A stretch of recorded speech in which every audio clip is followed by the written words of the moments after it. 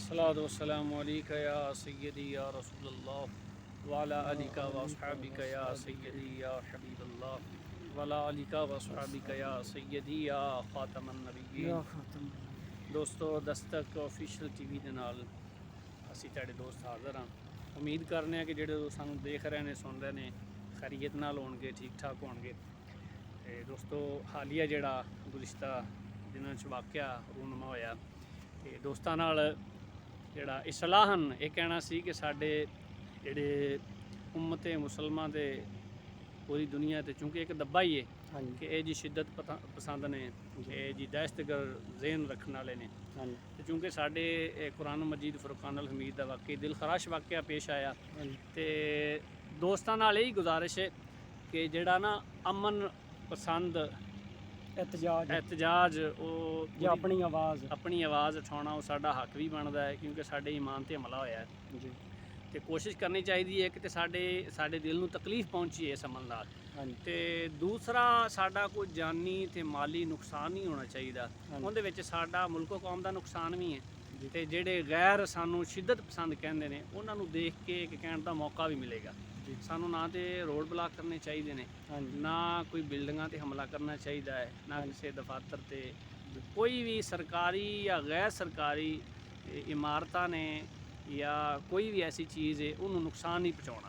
ये साडा हक बनता है कि साडा दोबारा यानी एक तो ईमानी हमला तो दूसरा माली नुकसान और तीसरा जेडे गैर लोग ने जेडे सानू शिद्दत पसंद कहते हैं उन्होंने कहण दा मौका मिल जाएगा।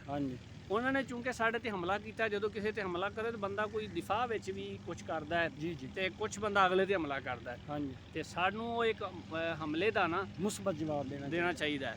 ਤੇ ਉਹਦੇ ਵਿੱਚ ਸਾਨੂੰ ਸਬਰ ਦਾ ਮੁਜ਼ਾਹਿਰਾ ਕਰਕੇ ਇਜ਼ਹਾਰੇ ਰਾਏ ਵੀ ਦੇਣਾ। ਆਪਣੇ ਜਿਹੜੇ ਹਕੂਮਤੀ ਆਲਾ ਸਤ੍ਹਾ ਦੇ ਸਾਡੇ ਹੈਨ ਨੁਮਾਇੰਦਗਾਨ ਉਹਨਾਂ ਤੱਕ ਸਾਨੂੰ ਹਰ ਲੈਵਲ ਦੀ ਆਵਾਜ਼ ਪਹੁੰਚਾਉਣੀ ਚਾਹੀਦੀ ਹੈ ਥਰੂ ਪ੍ਰੋਪਰ ਚੈਨਲ, ਨਾ ਕਿ ਅਸੀਂ ਆਪਣੇ ਮੁਲਕ ਦਾ ਨੁਕਸਾਨ ਕਰੀਏ, ਸੜਕਾਂ ਬਲਾਕ ਕਰੀਏ, ਸਰਕਾਰੀ ਅਮਲਾਕ ਨੂੰ ਨੁਕਸਾਨ ਪਹੁੰਚਾਈਏ ਜਾਂ ਕੋਈ ਗੈਰ ਇਖਲਾਕੀ ਜ਼ਬਾਨ ਇਸਤੇਮਾਲ ਕਰੀਏ। सोशल मीडिया ते कोई ऐसे पैगाम दिए जिंदे नाल साडे मुल्को कौम दा जेड़ी इमेज खराब होवे। सोशल मीडिया नूं भी सही तरीके नाल इस्तेमाल करना, क्योंकि साडा एक प्लेटफार्म है पूरी दुनिया वास्ते ते इनू सिर्फ साडी जात वास्ते नहीं हैगा बल्कि पूरी दुनिया वास्ते। तुसीं पूरी दुनिया नूं पैगाम इहदे जरिए अच्छा भी दे सकदे हो, बुरा भी दे सकदे। ये डिपेंड करदा जी तुहाडे बोलण ते, तुहाडी वीडियो ते, तुहाडे अमल ते, सोच ते जो सोच रहे हो, जो तुसीं करना चाहुंदे हो। तो कोशिश करनी है कि अगर सोशल मीडिया के जरिए पैगाम देना है तो अमन वाला पैगाम देना है, अमन पसंद हो के पैगाम देना है कि असी सरकारे दो जहां सल्लल्लाहु अलैहि वसल्लम दे उम्मती हाँ। तो एक उम्मती जिहड़ा है उनके बहुत सारे हकूक ने, क्योंकि वो खैर उम्मत विच शामिल है जी। बिल्कुल। तो जिहड़ी खैर उम्मत है उनका हर अमल ही खैर हुंदा है। अमल ही खैर है तो जिम्मेदारियां भी बड़ियां ने, बहुत ज़्यादा जी। हाँ जी, ठीक है कारी साहब, फिर क्लोजिंग करिए।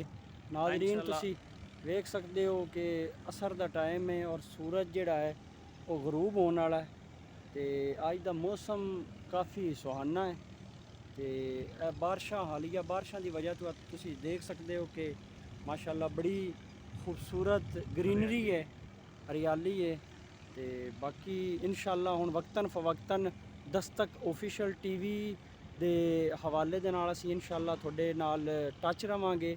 ਕੋਈ ਵਿੱਚੋਂ ਗੈਪ ਆ ਗਿਆ ਕੋਈ 15-20 ਦਿਨ ਦਾ, ਤੇ ਇਨਸ਼ਾਅੱਲਾ ਹੁਣ ਨੈਕਸਟ ਵੀਡੀਓ ਦਾ ਤੁਸੀਂ ਇੰਤਜ਼ਾਰ ਕਰਿਆ ਜੇ ਤੇ ਸਾਡੀ ਵੀਡੀਓ ਜਿਹੜੀ ਹੈ ਇਹਨੂੰ ਲਾਈਕ ਕਰਿਆ ਜੇ, ਕਮੈਂਟਸ ਕਰਿਆ ਜੇ ਔਰ ਨਾਲ ਹੀ ਨਾਲ ਅੱਗੇ ਦੋਸਤਾਂ ਨੂੰ ਸ਼ੇਅਰ ਵੀ ਕਰਿਆ ਜੇ। ਤੇ ਨਵੇਂ ਆਉਣ ਵਾਲੇ ਦੋਸਤਾਂ ਨੂੰ ਅਸੀਂ ਰਿਕੁਐਸਟ ਕਰਨੇ ਆ ਕਿ